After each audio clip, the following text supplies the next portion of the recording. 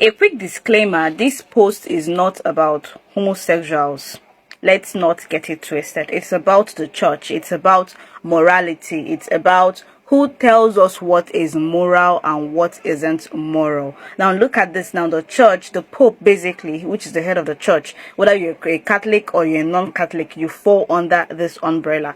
So it says that the Pope has approved to priests to bless same-sex couples. Now many of us have been socialized to understand that homosexuality is an unnatural thing because it doesn't really lead to procreation. So by that definition, we perceive it as something that is immoral, as something that is an abnormality, something that is not a natural occurrence. That this is our own perception of what homosexuality is. Now the church has basically made it their mission to be anti-homosexuals. And let's look at some of the Bible passages. Whenever I engage with Christians, they are always quick to revert to the Bible and use the Bible as their basics for morality. Now, in this case, that the Pope has basically said that the priest can basically bless homosexuals. It goes against everything the church stands for. Now, from a biblical standpoint, look at what the Bible says. Now, Leviticus says, do not have sexual relations with a man as one does with a woman. It is detestable. Leviticus 20:13 says, if a man has a sexual relationship with a man as one does with a woman, both of them have done what both of them have done is detestable. They have to be put to death. I definitely don't agree with this. Nobody should be killed, unalived, or harmed because of their sexual orientation, but this is what the Bible says. Now, in Romans 1:26-27, it says, because of this, God gave them over to shameful lusts. Even their women exchanged natural sexual relationships for unnatural ones. In the same way, the men have also abandoned the natural relations with women and were inflamed with lust for one another. Men committed shameful acts with other men and received in themselves the due penalty for this error.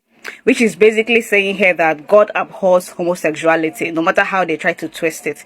Now, 1 Corinthians 6:9-10 says, or do you not know that wrongdoers will not inherit the kingdom of God? Do not be deceived. Neither the sexually immoral, nor idolaters or adulterers, nor men who have sex with men or thieves, nor the greedy, nor the drunken, nor the slanderer, nor the swindler would inherit the kingdom of God. So all those things were categories that the church placed in the people that engage in these kinds of activities. Now the question here is that while then is this happening, why then would the Pope say that the priest can bless same-sex couples? This is basically to show you or to tell you how their so-called word of God twists at every given turn.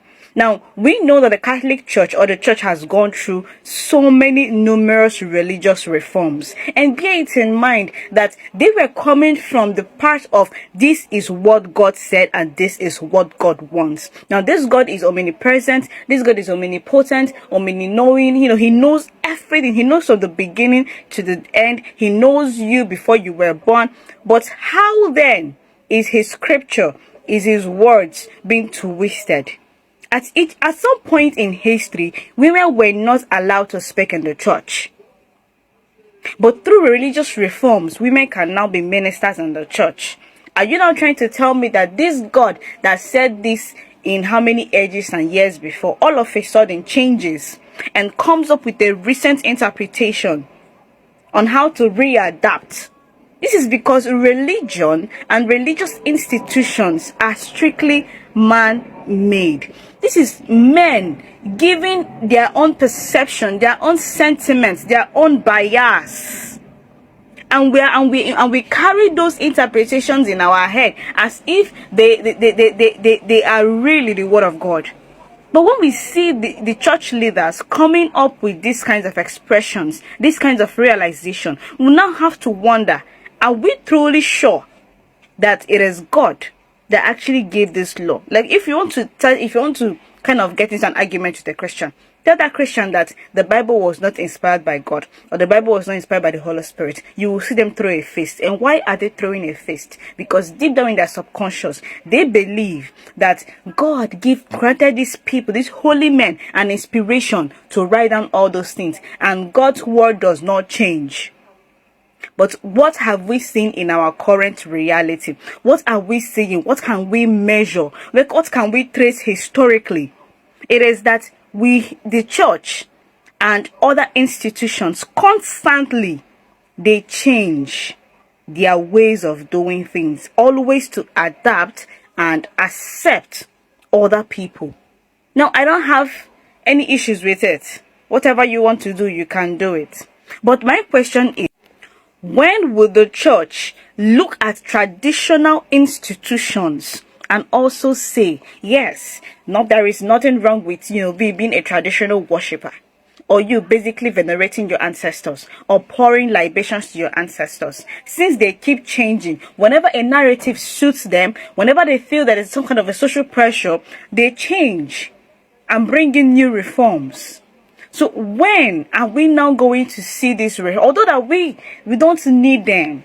We don't need them to come and tell us that our traditional belief systems are good, or our traditional belief systems are evil. We don't care.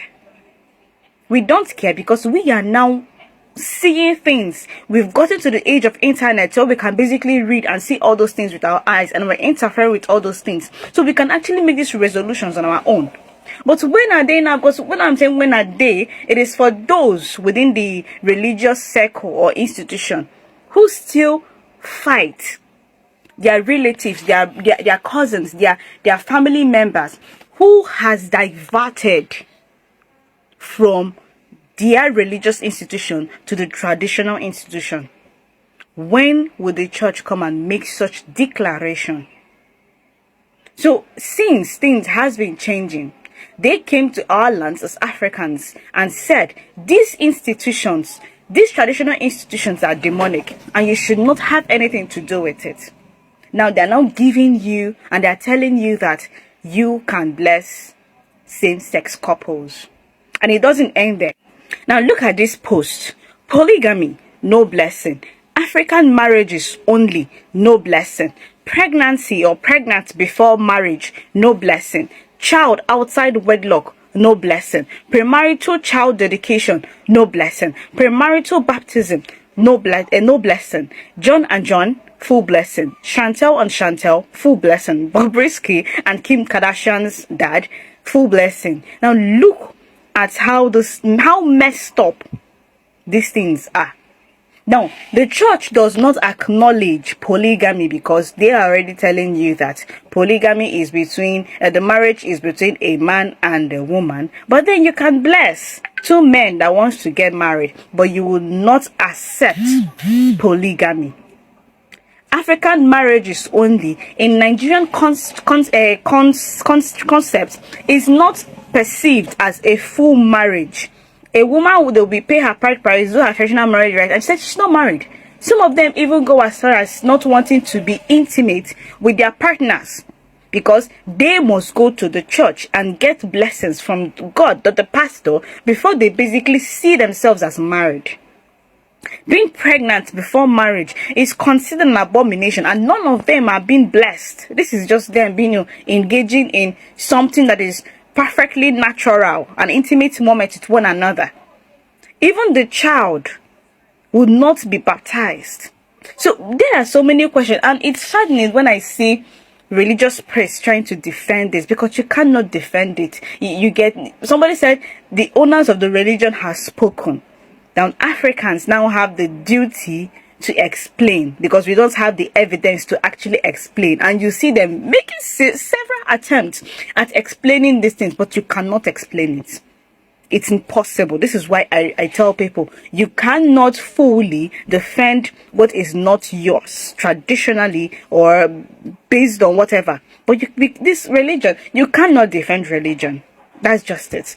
Because the owners of this religion would always come and say they're trying to change our father to our parents.